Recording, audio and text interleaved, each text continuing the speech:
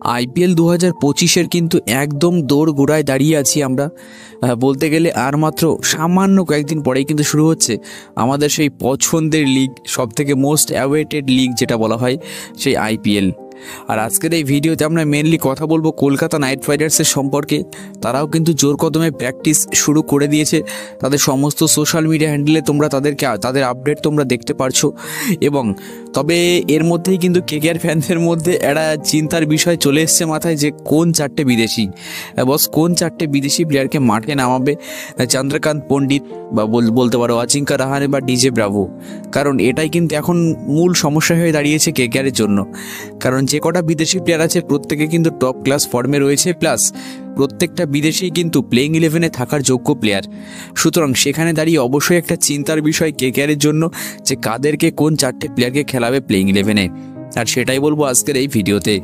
তো দেখো, প্রথম প্লেয়ার যার কথা না বললেই নয়, সে কিন্তু আমাদের প্রাণপ্রিয় সুনীল নারিন। সে কিন্তু আমাদের কাছের সুনীল নারিন। তাকে ছাড়া প্লেইং 11 অসম্পূর্ণ। এক কথায় বলতে গেলে তাকে ছাড়া কেকেআরই অসম্পূর্ণ। সুতরাং সুনীল নারিন ভাই, নতুন করে বলার কিছুই নেই। কিং বলতে গেলে আইপিএলের লিজেন্ড যদি বলা হয় তাহলে সেটা হচ্ছে সুনীল নারিন। আর কেকেআরের হয়ে তার অবদান তো তোমরা প্রত্যেকেই জানো। সুতরাং সুনীল নারিন তো প্রথম বিদেশি, এবং সেকেন্ড অবশ্যই আন্দ্রে দ্য জায়ান্ট রাসেল। রাসেলের সম্পর্কে নতুন করে বলার কিছুই নেই। গোটা আইপিএল টিম তাকে ভয় পায়। যে সমস্ত বোলার রাসেলের সামনে বল করতে যায় তাদেরই জানে যে তাদের কেমন ফাটে, তারাই কিন্তু জানে। সুতরাং রাসেল তো খেলবে, এতে কোনো সন্দেহই নেই। নারিন আর রাসেল দুই ক্যারিবিয়ান তারকা কিন্তু আমাদের প্লেইং 11-এ পুরো কনফার্ম।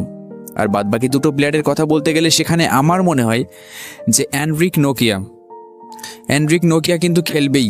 কারণ টিমের এই মুহূর্তে যদি বিদেশি ফাস্ট বোলারদের মধ্যে কাউকে লিড করতে বলা হয় তাহলে আমার মনে হয় সেটা হবে এনরিক নোকিয়া। সেই জন্য নোকিয়াকে অবশ্যই প্লেইং 11-এ রাখতে পারে কেকেআর, এবং রাখবে। এটা গেল 3 নম্বর বিদেশি।